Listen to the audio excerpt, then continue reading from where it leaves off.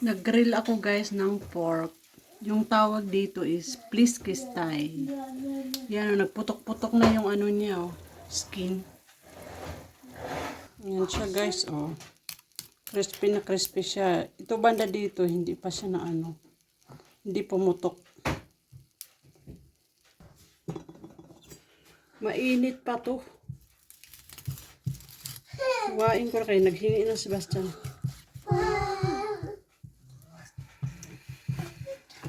Wow, lutong-luto siya, oh. Tsaka crispy na crispy siya. Oh, natanggal siya, oh. Wow. Sarap, oh. Aw, mainit. Ito ang gusto ni Sebastian, eh. Pero maghiwa ako. Maghiwa ako, kakainin ko.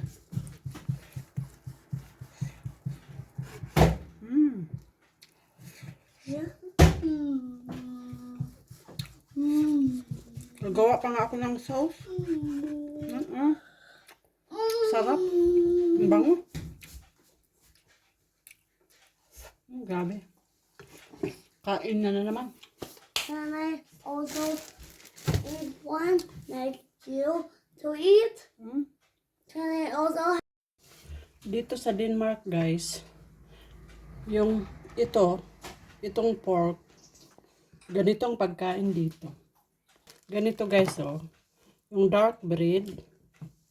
Tapos, ipatong yung meat.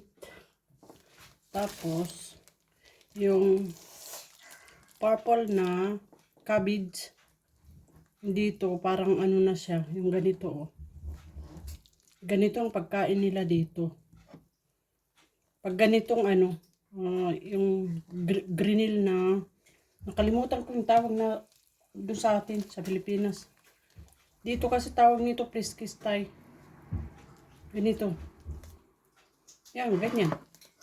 Kasi yung iba, nilalagyan pa yan ng mga green na dahon. Parang design na ba?